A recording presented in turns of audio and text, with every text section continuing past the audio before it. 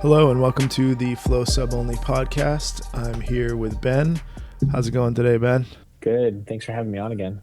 Thank you, man. So we're going to do just a quick 10-15 minute episode here, recapping the amazing weekend that we just had at the Flow Sub Only 7 in Maine. There was some amazing performances, and just wanted to kind of shout out some names and talk about some academies and talk about the event. And also at the end of this podcast, got a really cool announcement about our next event. So we're going to go over that as well. But off the top of your head, let's just dive right in. What are some performances that impressed you, man? I think the two names that come to my brain are the finalists of the men's absolute bracket, and that was Dustin Box and Michael Sear. Yeah.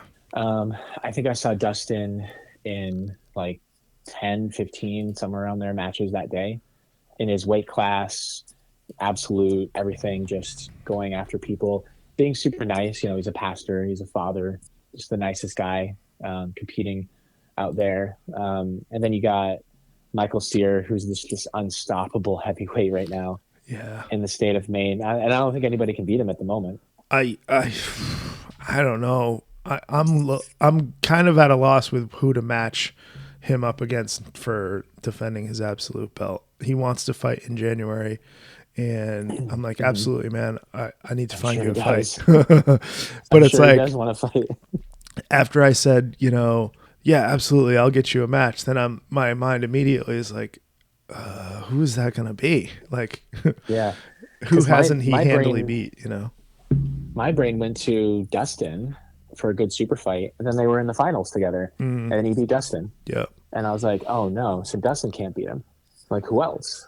Like, 'cause nobody's in that weight class at that high caliber. Everybody who I think could beat him could be like in a lower weight class who's an elite competitor at like 185 or 160. Yeah. But well, like, I think his last loss, I think, was quite a while ago, was to Mark Jack from the Academy. Mm-hmm. Mark is, like you said, a smaller weight class. He's usually fights at like 205. He's a savage, but he's not in Maine right now. He's in Austin, training with Kingsway. So that might be a fun matchup if the timing ends up right. But but again, that's a rematch. Like, I don't know who off the top of my head is in that size bracket with that caliber of wrestling and jiu-jitsu and just pure athleticism. Like, oh man, he's impressive, man. In April, Mike won silver in his weight and in the absolute advance at ADCC Montreal. Yeah. Like, I didn't know that. Yeah. That's crazy. He's on a tear, man. That's great. I love it, dude. It's awesome.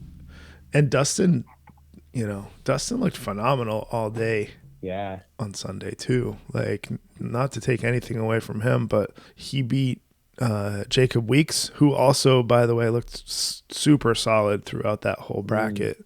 Oh yeah. That was a fun match that went to overtime between Dustin and Jacob Weeks. That was a good match. Solid match. Two solid black belts. So they fought in the semifinals, and then Box won and faced Sear. But just a fun bracket. Like, just either 19 or 20 participants. So when you podium in a 20-man bracket, even at third place, like, you did some work. In a 20-man bracket to reach the podium. So he had a solid day too. Another one that comes to mind is Devin Butler. Yes. Giving him a shout out, because he's a white belt. Realistically, he's a no belt only because he doesn't really do gi, so he doesn't have a belt, but he competes a lot in advanced divisions and no gi. Mm-hmm. And he does pretty well. And I think he doesn't give himself a lot of credit. I think Devin's a sleeper in a lot of divisions. He'll give you a hard time. He may not be like the most technical guy, like a Dustin, who's a black belt, Michael Sear, who's a brown belt. They have more technical time on the mats, more numerical time on the mats. But I think Devin will be a good scrap Yeah. for a lot of guys. And he did better than I think he thought. Yeah. Well, also, Dustin did not have an easy path to get to the finals, because in the round before Devin, he had Harry Dwyer from First Class, and I watched that match. I happened to be right there, and that was a war. Like, tough guy. Harry did not make that match easy, and he's a big, strong MMA fighter. That one was a war too. So between Dustin having to fight Harry Dwyer first round, Devin Butler second round, Jacob Weeks third round, like that's not an easy path to to make it to Sear in the finals. And I'm just trying to shout out different people through different ages and genders and things like that. Shouting out Dustin's kids. Honestly, his kids, like he had, I'm looking through Smooth Comp right now. He had 4 kids competing. Yeah. It was awesome too. Adelie, Aria, Cohen. Yeah, crazy. Tristan's just got his purple belt too after that tournament. Yes. Yep. He was a stud. Incredibly impressive. I mean, it took Michael Sear to beat him in the absolute. Right. He could have gotten, which tells you something. Tristan's got a good career ahead of him. I think if he keeps a good head on his shoulders, man, he's got a ton of stuff ahead of him. Yeah. And yes, having a good head on your shoulders is important, but I feel like he definitely does. Like he seems very grounded, coming up in that family, but he looked unstoppable yesterday or Sunday, other than his match with Sear, which is like, running into a brick wall. We're talking about Tristan, who is, I believe, 17 years old, was a blue belt, just got his purple belt yesterday, but he won his first round in the men's absolute as a 17-year-old with a leg lock. He cleaned out the entire teen absolute division, including super talented Parker Smith, who looked great Sunday as well. And then he also won his division, his regular divisions as well. So he had a massive day.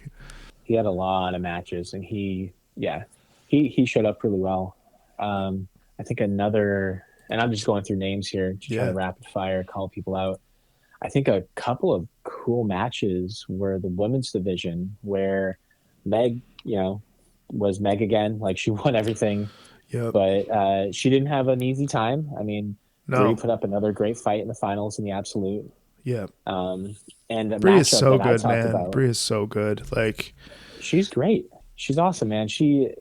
And it's again opposite styles, right? You're talking about a aggressive MMA background, kind of wrestling pressure, that academy, the academy thumbprint to a T, versus a flexible, pure sport jiu-jitsu, going inverted all the time, like very different styles. And they kind of come to a stalemate most of that final match. One will get on top and the other gets on top, and then sweep, and then the other sweeps, and then one has a submission, gets out of it, the other has a submission and then gets out of it. It's just like this crazy back and forth, and I love that. Yeah, there was some pretty deep submission attempts on both sides, with arm locks, and I saw the photo that you I haven't even released the photos yet, which I'm going to do today, but the photo of Bree had Megan a pretty nasty looking Americana lock. That was one. Then there was an arm lock on both. Both girls had a deep arm bar from bottom. Yep. It's just, super technical battle from both sides. Meg is just super tough to find a way to deal with, so is Bree, though, honestly. Yeah, don't mind my clicking. I'm only looking up a name here on Flow Grappling. I want to see. Okay, so before I just start talking and not know stats here, I just wanted to make sure I got the right numbers. One interesting match, talking about Meg, continuing to talk about Meg, is Willow. I think the weight division match, because Willow lost her first absolute match. Although the academy girl that she faced, and I'm sorry if I'm blanking on her name right now. Rachel Teagues. Rachel Teagues. Yep. Great athlete. I think Rachel's super talented. I think Willow was just like a couple weight classes below her, and it's like Tristan fighting Dustin, or sorry, Tristan fighting Mike in a lot of ways. Yeah. Where like just that strength difference was so much. But then Meg fighting Willow, that was one of those matchups that I think I talked about in a previous episode of the podcast. Was like Willow's a purple belt, does a lot of no-gi. Meg's a brown belt, similar weight divisions, super technical on each of their parts, very different games. Yep. Like I think Willow's more 10th Planet, sort of no-gi focused. I'm not sure how much gi she does. Meg's probably 50-50 in gi and no-gi. Lots of competition experience. Like Willow was telling me, like I want to fight more tournaments because I do too many super fights and I don't get a lot of time out there doing this kind of stuff. Yep. Which I think is applicable because I think Meg just goes out there and does way more tournaments and has more matches under her belt. Yep. There's something to be said about normalizing the feeling of competition, you know? Yeah. Which is exactly what it is. If you can, like, what gets to people in a lot of cases is nerves and anxiety and like adrenaline dump and stuff like that. So if you compete all the time, you can basically do away with all that. And then it just purely comes down to your jiu-jitsu. Right. Which makes it it's a lot easier to think about than trying to manage your mind when the mind side of things is all squared away and you don't have to worry about it. You can just focus on the match, it becomes much easier. Absolutely. That bracket was full of super fun, tough competitors too. That's one of the biggest women's absolute brackets that we've had in a while. There was 9 ladies in there. Meg, as we talked about, got gold. Bree got silver, and Rachel Teagues got bronze. So Academy going 2-3 on the podium. Rachel's super tough. I believe, using air quotes, she's a white belt, but she's very, very tough. Rachel Teagues. Yeah. And I'm at her smooth comp profile. Who knows if it's up to date, but she said she's a white belt. Yep. One thing that came to my brain during the whole thing is like, man, I love how the Academy has kind of flipped its script in a little way. Like, I guess if I talked to you 10, 15 years ago when I said more than 50% of their competitors are female now. Right. Would that be something you would have been like, oh yeah, that's totally a thing in the Academy 10, 15 years ago? I mean, not in our gym, even my gym in Alexi's, like 10, 15 years ago, 90% of our competitors were guys. We might have had 1 or 2, but like, man, the Academy brought a bunch of girls that all podiumed. Yeah, exactly. This last weekend. So I'm just loving seeing the amount of competitive women now in jiu-jitsu and the amount of technique and the amount of level of competition I think is getting there. And I think it's awesome, especially coming from a place like Maine where you think there's no jiu-jitsu in Maine. Right. From an external standpoint, you're like, oh, Maine, like how many gyms are there in Maine? Well, there used to be 5 and now there's like a bunch. Yeah, no, exactly. All right. So we're going to take a super quick break. I'm going to shout out our sponsor for the men's division, which was Blade Runner Systems. Give you a quick 30-second clip on them, and then we'll be right back to talk about the advanced and intermediate divisions. Hang tight, guys. I just wanted to give a shout out to one of our new sponsors, Blade Runner Systems. They have a all new Evolve line. They are offering up one of their Evolve Nomad blades for the winner of our men's absolute division. Go ahead and check bladerunnersystems.com to check those guys out and go on their Instagram and give them a follow. Thanks, guys, and enjoy the show. And we're back. Thanks, guys, and thank you again to Blade Runner Systems for sponsoring our absolute divisions. We're going to move ahead from absolute now, and the next thing I want to talk about is overall team points. We had some teams that turned out big numbers, showed up in big numbers to support their academies and show what they're capable of. So I just want to run through the top 5 academies from Flow Sub Only 7. Who stood out to you, Ben, as just, doing super well on the mats? For a team, honestly, I have great things to say about all the teams.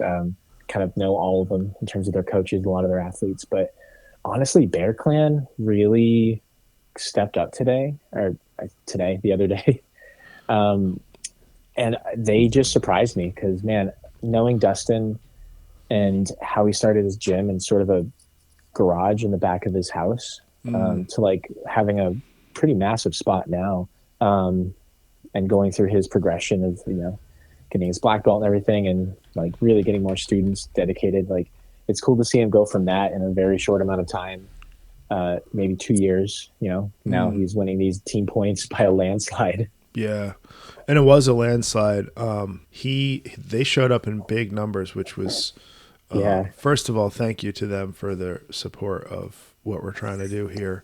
And like 30% of them were his kids too. Right, exactly. Him and his kids were five competitors, and Tristan was doing 4 divisions. Cohen, I believe, did 3 divisions. And then Dustin obviously competed as well. So, yeah, the 175 team points, 79 wins, 12 gold medals, 18 silver medals, 13 bronze medals. So, huge numbers. I believe they had 51 entries into the event, which is awesome. Wow. Yeah, really, impressive both from a support standpoint of the tournament and from a performance standpoint on the mat. So can't say enough good stuff about that. Second place is Flo BJJ. Little bit of home court advantage. Obviously, the tournament's close by, so good turnout from us. I believe we had 30 entries, 117 team points, 39 wins, 11 gold medals. Super close in third place was Titan Athletics. 115 points, 38 wins, 9 gold medals, 11 silver medals. Top 3 right there. I was pretty surprised I didn't see more from Titan, given that they've shown up more to the underground. Yes. In terms of some of their higher level guys have really shown up to the undergrounds, like Eddie. But like, yeah, just a bunch of their competitors have competed in the undergrounds, and I didn't see half of them at the Open. No, you're right. I saw a lot of kids. I saw a bunch of ladies, but you're right. I didn't see a lot of the high end guys. The brown and black belts were not there. Miguel. Big numbers, yeah. Yep, we've seen James Coiler a couple times on undergrounds. I don't know that he's done an Open before, but that would be fun to see because he would have had a really good shot in the early mid rounds of the Absolute. Obviously, there's some really stiff competition at the very top, but I feel like that would have been a fun addition to that group as well. That would have been a fun, Mike's here versus that would have been funny. Yeah, that would have been a good one. Fourth place for team points, we have Black Bear, BJJ, and Fitness from Augusta. They had 96 points, 8 gold medals, 6 silver, 6 bronze. They had some really good performances as well as a team. They looked good. The Academy. Yep. What shocks me too is most of the Academy's competitors were girls. Yeah. Not that. No, that's a good point. I don't know if I should be pointing that out or not, but man, like knowing the Academy for 15 plus years, almost 20 years, knowing Jay the whole time, like it's kind of really cool to see some of his high level people right now on the competition mats, especially after Mark Jack leaves for Texas to progress his jiu-jitsu career. Is a lot of them are girls now. It's really great. Mm-hmm. Yeah, they and they're super tough. Like I would expect nothing less from any of Jay's competitors, but they have a super tough group of people. We talked a little bit about Bree and Rachel already in the Absolute divisions, but you had Rachel in her regular division, probably the toughest female white belt that exists in quite a distance. Yeah. But then there was some other really talented females as well. I believe it was Georgia Smith, who was another white belt, but she performed super well and won most, if not all, of her matches as well. She got gold in beginner under 170 gi, and let's see here. She did well. No gi, the same thing, gold medal. So yeah, Jay had 1, 2, 3. there's a lot of hardware here that Jay's girls have won for sure, between Bree, Rachel, Georgia, and there's a couple others that I don't have right in front of me. But yeah, super cool to see from his academy, the ladies showing up for sure. Yeah, I mean, if you were to talk to me 10 years ago, I would have been like, really? What? I think this tournament is a good example of how the sport's changing in Maine, and I love that. Like, Bear Clan comes out of nowhere and just swipes the floor with the team points, being an academy that's maybe been open 2 years. I think maybe 3. I apologize, Dustin, if I don't know exactly, but Flow's been around for a bunch of years, Titan for a bunch of years, same thing with Blackbird and the academy. So like, to have a gym like Bear Clan come up out of nowhere and just really, show up, it's really cool. Yeah, I agree. Another speaking of ladies, another academy that not in our top 5, but Fort Kent Brazilian Jiu-Jitsu. So first off, that's a long drive to that's come down a long here. drive. So thank you for that. They should get a team trophy just for that, man. Yeah, that right. Drive's horrible. But they had a number of ladies who stepped up to compete as well. Yeah. Yeah, you're right. And performed really well. We had also, that drive's got nothing but trees too, man. Like, well, I don't even know how many hours that drive is. I just know it's a lot. At least 3, if not. Oh, I think it's more than that. Yeah. Oh man, that's crazy. But Low Taggett was kind of the comp leader of that team this past weekend. In the past, we would see Juliana Thibodeau was kind of always in there competing against Meg and whatever ladies that were placed in front of her. Yep. This time it was Low Taggett who performed really well. She got gold in the gi division for intermediate, and gold in no gi as well for intermediate. Yeah. We had a no gi intermediate ladies division that I kind of pieced together from multiple weight classes, so like a mini absolute, if you will, and 2 ladies from Fort Kent went 1-2 in that. So it was Low Taggett was gold, and then Jillian Day got silver. So congrats to them on that, on going 1-2 on the podium. That's very cool. That's super cool. Yeah, they had Stephanie Pelletier with silver as well. So yeah, just a good day overall for that team also. I got one of my blue belts at Fort Kent right now who just trained with them yesterday. Oh, very cool. Actually, yeah. And it was really cool because kind of like a small world. I'm like, oh man, I just saw all those guys at the tournament just the other day. Yeah, it's cool. Jiu-Jitsu is still a small world, man, for sure. Yeah. Oh, totally. I sometimes like to look at the recap of fastest wins, because that's something that Smooth Comp does break down for me.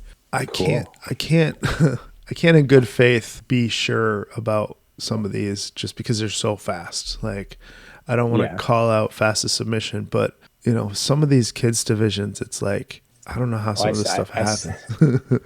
I saw some of those fast submissions in the kids divisions, and they're real.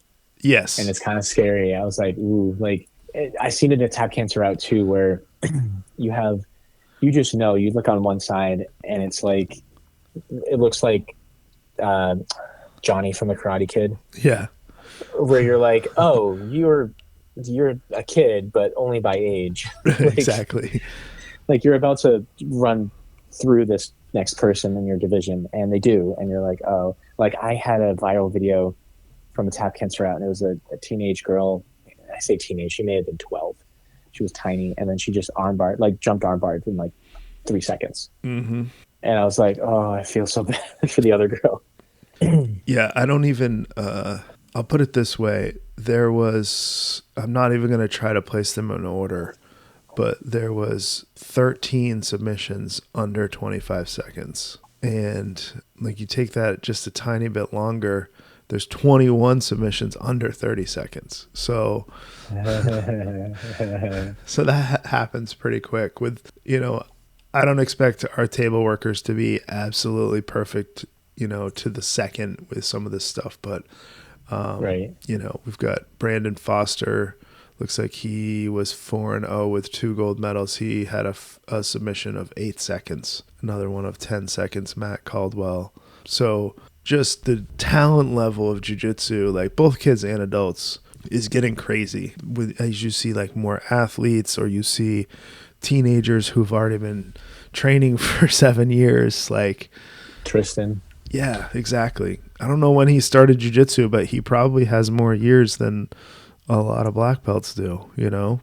He's 17 or just turned 18. He's probably been training for, 8 years or more? Yeah. According to Bear Clan's post from 3 days ago, when Tristan got promoted to purple belt after the tournament, rightfully so, too, because he totally did well with his 4 divisions, including absolute adult and everything. But they said 10 plus years of training. And he's 17, so he's the youngest. I think IBJJF legal, like, youngest that you can get your purple belt is 17. 17, yeah, it is. Perfect timing every school can do it however they want, but from my point of view, that's perfect timing for that belt promotion. Like 17 years old. It's not, I don't feel like it's too late or too early. Like, I feel like it's right on the money at 17 years old. You just won 3 out of your 4 divisions. You only lost to Michael Sear on the day.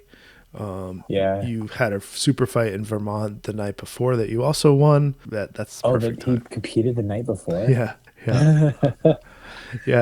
Dustin was telling me that he competed in Vermont. He had a super fight the night before that he also won. So that's crazy. Off for that too. Yeah. That's awesome. And I wish I had that much energy. Right. Well, just that and the travel and everything added together, it's it's kind of crazy. Yeah. Wow. So some of the other lower divisions I can speak to. Obviously, I kept a super close eye on our students and can speak to some of their performances. But as a whole, not to get into too much specifics, like, I just saw a lot of really good, clean jiu-jitsu as a whole. Yeah. I feel like jiu-jitsu in Maine is growing a lot, and the level is getting higher and higher. The pool is getting deeper. More people are into it. More people are, testing themselves from a competition standpoint, not just training, recreationally. I think the sport is headed in a really fun direction overall. I think everything goes in waves, and I think we're in an upscale or an upswing in that wave in Maine. And the wave gets bigger, right, as the momentum keeps going. Like, I've seen the waves like 15 years ago. I've seen the wave again like 8 years ago. And now I'm like, I think we're in another wave. It's kind of fun. I think to so see, too. Like, yeah. But the waves always come with natural progression of, like, they're, how high level competitors, they get to that age and they decide to become a coach. Mm-hmm. And then 5 years later, you see them having a prodigy. Exactly. That's like 2022 winning everything. And I'm like, man, I remember when your coach was doing that. That's awesome to see the progression of everything and, like, the evolution and the heritage of all that. And for the first time this time, I feel like we saw that, and we saw coaches like jump back into competing, like we saw Dustin decide to compete. We saw Jacob Weeks, who, is primarily, I believe, a coach at the Foundry. He stepped up and competed and obviously performed really well as well. We were missing some guys just because of prior obligations who tend to be like our mainstay competitors, especially in like absolute divisions, like the Nikolai or Tristan. Mike Murray or people like that. And yet we still had one of the biggest brackets that we've ever had. So it would be quite interesting to see how, if everybody kind of shows up at the same time, we could be in for a substantial bracket, Like, imagine Nikolai, Mike Murray, Duncan Smith, Austin Miller, Tristan Shields, some purple belt, brown belt, black belts who are just. We've had Felipe Gunter, who's won absolute before. Felipe's great. He's a great athlete. Chris Douglas, who's been at the top of absolute a couple times. That would have been fun. I think. And some of these are high level MMA fighters too from NEF, like, Yeah. and Yep. other amateur leagues in Northeast. Like, it's really cool to see a lot of these MMA fighters who they take their athleticism, they know they're blue, purple belt in jiu-jitsu, and then take a year to really focus on that. Like, I think Mike Murray's a great example of like taking that athleticism from doing a bunch of years in, amateur MMA and then going into jiu-jitsu and really focusing on it. Yeah. And kind of, playing up the memes and everything. Like, I have people sharing memes that I know from Globetrotters across the country, and they share a Mike Murray meme. Yeah. Yep. And I'm like, wait, how did you find this? And they're like, oh, it was on my For You page. And I was like, that's hilarious, because that's my friend Mike. Well, I saw one of his stories recently. He's like, "That's it. I quit. I'm done." Tom DeBlas just started following me. So I sent it to Tom. Shout out to Tom. I think Tom followed me too, not That's soon awesome. before that. That's awesome. He, yeah, having Mike in any division generally makes it more exciting. Yeah, for sure. Kind of hypes things up. Yeah, he keeps it He's got light, a fun keeps it personality, fun. man. Yeah. He had that OnlyFans rash guard in the last underground. Right. And his like ADHD rash guard that looks like it's ADCC letters. That one's great too. Just a lot of fun stuff. That's been around for a while. So when you were surprised to see that, I was thinking like, man, that's been around for a little while, that rash guard. I think it's been recycled a couple times. Yeah, I've never seen that one. But the OnlyFans one is hilarious because I know that I think Craig Jones had an OnlyFans. Yes, I think so. And he's sold OnlyFans rash guards. And this is another company doing a different version of it. But like it's just kind of a side note, like he was now a black belt. He was a brown belt at the time at our gym. This like heavyweight 250. He's like stocky, wide, was in the military, did wrestling his whole life. Like one of those guys, right? Mm-hmm. He bought the OnlyFans rash guard from Craig Jones. and he does not, he jokes around sometimes. People think of him as a pretty serious dude on the mats if you don't know him. And so I think it's hilarious that everybody's like, did Chappie buy an OnlyFans rash guard? And I go, yeah, that's totally his personality. And they go, is it? Are you sure? And I'm like, that's the funniest part, is to see the guy who you don't expect to buy something completely surprise you. Yeah. Well, it's a good way to like show your, humanity, show a side of you that is not. It's an easy way to make a statement, I guess, without having to make a huge statement. So, no, that's very cool. I'll wear pink rash guards every day at the gym. Who cares? Doesn't matter. I'm just looking down through results. There's like we could start anywhere and talk about anyone. There's just so many performances as I'm looking down through like some of these teenage performances, Sonia Cahill from Black Bear got gold at 135 plus girls intermediate. She did great. Mm-hmm. Alexander Dalfi from Titan with the advanced under 135 boys was phenomenal. Just kind of, I remember, obviously I'm going in a million different directions the entire day, but when all's said and done, I love jiu-jitsu. So anytime I can steal 5 seconds to 5 minutes to watch anyone compete of any age, I want to try to do that, Marin Alexander with golds in intermediate boys, gi and no gi. He's one of my students. He's phenomenal, super fun kid. Ronan Hathaway with silver in that same division. 3 points brought a number of people, and they have numerous small kids. And I'm noticing every tournament they're doing better and better and better and better, which is a really good sign of a strong team. Like they're new and sort of just building up momentum, and it definitely that's showing too. I love that. Yeah. We touched on it a little bit, some of the ladies divisions, just to kind of go down through gold medals. Amanda Morris, gold in the female gi under 125. Holly Logan from Lawton's under 140, gold medal. Holly just started too. Yeah, no, she did great. Georgia Smith, who we mentioned, Jillian Day, who we mentioned, Low Taggett with double gold. It's just, if you were there, like it's one of those like you had to be there type of things. But there was just so many fun performances, and the building was packed, which was which also made for a super fun day too.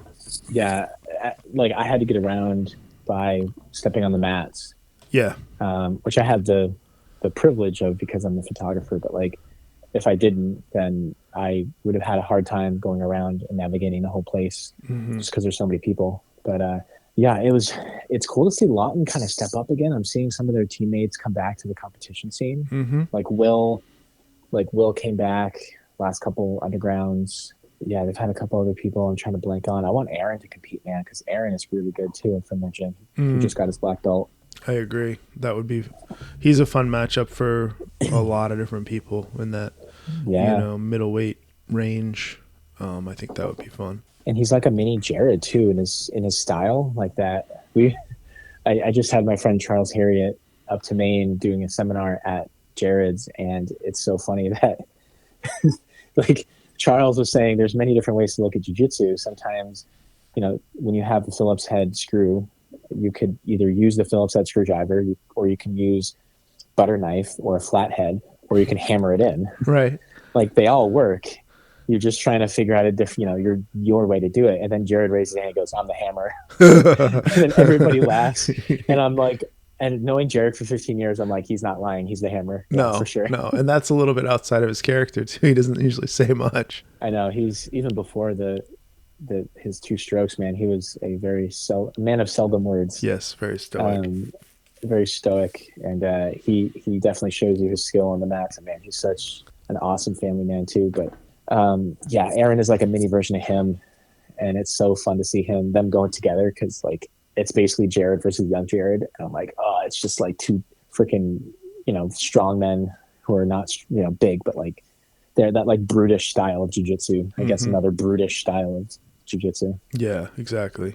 No, so I'm continuing on here, and I'm just kind of like breezing through some divisions, and every time I see one to mention, I'm just stopping here. And this one, I'm pretty sure we just briefly touched on Devin Butler when we were talking about the absolute division, but Devin. I was reminded as I'm scrolling through here, the adult no-gi intermediate 205 plus heavyweight division, Devin Butler tied with Nathan Roy for first. Both those guys are huge, strong individuals.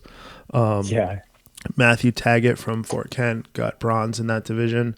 It was a 5-man division, and there were some big, strong, tough dudes in that division. So hats off to Devin and Nathan Roy for stepping up and tying for gold in that division, which does sometimes happen. Shout out to Nathan Roy too, man. He's I think 2 years in, and he's really like showing up to competition since like almost day one. Yeah, like he's really like putting it all out there, but he's also a competitive strongman. So it's interesting to see his like love for competition. Like he's serious, but he's also like the goofiest guy ever. Yeah. So it's really fun to see him like get better at competitions over the years and really have fun with it. Yeah. He's always game too. Like if there's an event coming up, like our next event, which we'll get into here in a couple minutes, he's always first in line to like see if there's a spot available to compete, which I love, by the way. If you love that. If you see an event, an underground or something that you want to be a part of, don't wait to hope that you get asked. Like if you want in on something, not promising just because you want to do it that you can, but if you want to be in on a super fight or something, or there's somebody that you want to match against, like speak up. You guys, we want you. You know how to get a hold of us. So if you want to crack at something, I'll do my best to make it happen. I want people to be excited. I want aggression. I want the fans to see amazing jiu-jitsu. So if you have those things, reach out for sure. Last one, which we kind of touched on a little bit, but Meg fighting Willow in the absolute ladies division. That was a super fun pairing for advanced outside of absolute. So Meg and Willow, that was phenomenal. And then advanced no-gi for men, the big matchup outside of absolute was Dustin Box and Curtis Mullins from Black Bear. So that's a matchup. Good on Curtis for doing that, man. Yeah. That's a tough draw when you have advanced 205 and you get Dustin Box, super solid. And then looking back to Flow Sub Only 6, The only person in his division was Chris Douglas, who's another super solid heavyweight plus 205 guy. So he's constantly putting himself against some of the best in looking at the last few times he's competed. Hang in there, dude. Like, you're solid purple belt. You're just fighting super tough guys. Just to list off some of the people he's fought recently: Dustin Box twice this past weekend. One of my students, Haskell, this past weekend. He got caught in a buggy choke from Haskell, which I won't get into too much of that, but Haskell has a very nasty buggy choke, and it's a secret outside of our gym, but it's not a secret. It's not a secret in our gym. But then fighting Chris, it may not be as much of a secret anymore. No, not anymore. I think that secret's out. I think he got 3 of them on Sunday. He's just got a fun, crazy style, but I love it, man. He came in nice. Like, I loved seeing his enthusiasm that weekend. Yeah, that division actually will close out on that division. I know we've talked at end about Tristan Box, but that was a intermediate division that had 12 grapplers in it, and so it was mostly blue purple belts for intermediate. There was 12 guys. I separated them into 2 pools of 6. Once you went through your pool, whoever was number 1 in the pool, those 2 guys were going to fight in the finals. Whoever was number 2 in each pool was going to fight for bronze. Yeah. So Haskell went 4-0 in his division. Tristan went 4-0 in his half of the bracket, and then they met for the finals, which was a super fun match. We know based on Tristan's day that he won that, but me personally as a coach, super proud of Haskell in that performance at intermediate for sure. He's a solid, fun blue belt to have. Oh, yeah. Yeah. But Curtis, just to finish us out here, he's fought Dustin Box, Haskell a couple days ago, and then FSO 6, he fought Chris Douglas twice, and another one of my students, Matt Graveline, and Michael Sear, and Chris Douglas again. And then prior to that, he fought Benjamin DeJesus at Flow Sub Only 4 and Henry Clark. Yep. So Henry's so fun. I wished Henry could have freaking competed, man. He's another guy that we didn't mention in our people that typically are right at the forefront of competing was Henry, along with Mike and Nikolai. But Henry Clark is a staple of especially of the undergrounds for sure. But he was mostly coaching. I'm going to go on a limb and say, like, Henry's like a staple of New England grappling, like, just heritage-wise, I'd say. Yeah, and MMA too. Yeah. He's a fun one, man. He's a fun one to know because he's a real big, like, video game anime nerd.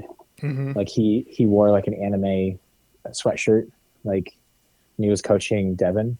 Yep. And it was super obscure too. It's like the anime you've never heard of from like 20 years ago kind of stuff. Yeah. And I love of that, So you got to be a diehard to even pick up on what you're seeing, was what you're telling me.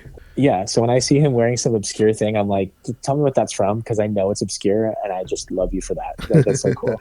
That's awesome. So I want to finish out this podcast with an announcement and a quick discussion about it. But Flow Sub Only Underground 6 is coming in January. We're narrowing the date down. We've got it down to a couple different dates, but it's going to be mid to late January. In addition to all of the super fun fights that we put on for you guys, we've got a little bit of a cool announcement for you. So we're going to have our standard event, which you can apply for super fights for at flowsubonly.com. We're going to have 13 super fights. Some of those will be title defenses, which I'm still trying to line up. So again, if you think you have what it takes against one of our champs, then please speak up, because we are looking for matches for that. In addition to these 13 super fights, what we have new for this event is we have partnered with We Defy Foundation. We're going to raise money for them. And what I have come up with is we are going to have a 4-man gi division, 4-man bracket. There's not going to be any specific weight class. Once I see the entries, I may choose based on, performance or belt level or whatnot. But what I'm looking for is I'm looking for 4 grapplers from 4 different armed services. Okay. So whether that ends up being Army, Navy, Marines, Air Force, or ends up being, Coast Guard is in there, Space Force is in there, whatever it might be. Mm-hmm. 4 different branches in a gi division, and then we're going to raise money for We Defy. So we're going to have the quarterfinal or the semifinal match, and then we're going to have matches for first place and then a match for third place. So we're going to have 4 gi matches to see who can rep their branch the best and who comes out on top. And then we're working on prizes for the grappler who wins the tournament, and then also prizes for the grappler who raises the most money for the We Defy Foundation. Awesome. And Nicole Beach was just at the last Flow Sub Only Open. Yep. A couple days ago, representing We Defy with, I think, her son. Yes. Was there as well. So super cool to see her and her son. I've known Nicole Beach forever, so great to see her in person, kind of repping, her love and passion, which is supporting causes like that. But I think that's a really cool thing. And thinking back now, I'm like, man, how many grapplers do we know that used to be in the armed services? Like I know Mike Murray comes to mind as the first choice. Mm-hmm. Not that I'm saying he's confirmed for this, but like I have no idea who's confirmed for this. But not one person is confirmed as of this recording. I'll put it that way. There's been feelers thrown out there like, hey, this might be happening. Are you interested? But for the most part, I want to see who fills out the application and puts it on the line for their branch. I'm not giving favoritism to someone because of the name or whatnot. I'm going to choose who I feel like would perform the best repping their branch. That could be based on belt rank. It could be based on performances prior in Flow Sub Only. It could be anything, but I'm looking for, 4 different branches. So keep that in mind. If you have interest, don't hesitate to sign up just because you feel like you won't get chosen. Who knows how big this could be, and really just simply showing an interest by signing up is going to help me determine what sort of things like this we can do in the future based on, the demand or how interested people are in this. I think it's going to be a super fun event for our veterans and our military. And my goal is purely to build more awareness of the We Defy Foundation. I feel like what they're doing is amazing. And if we can raise money for them, but also build some awareness in our veterans or grapplers, maybe a veteran sees this who's not a grappler, watches the stream live and decides to try it. Anything that I can do to try to help that cause, I want to try to do. Yeah, that's awesome. We Defy is so cool, man. They do such good work. So visit flowsubonly.com. There is a super fight application if you're just simply interested in throwing your name in the hat for a super fight or a title fight. And then there's another application to apply for the gi veterans branch battle bracket. We will be releasing that information today as well on Facebook and Instagram, so keep an eye out for that. Just looking to I want to make this big, for our veterans. So be sure to show support for that, whether you have teammates, tag them in the post so they make sure they see it. The last thing I want is for the right veteran to not have seen this. So make sure you please share anything you see regarding this, because I feel like it could be something really big. So yeah, this could be a really fun tournament. All right, so let's wrap this with a quick reminder, Ben, of where people can follow you. Yeah, thanks for having me on again. I am the Active Beer Geek on most any platform you want to look up usernames on. So I try to keep myself pretty active. I'm a photographer and a videographer, and I build websites. So you'll see a bunch of that kind of content if you look me up.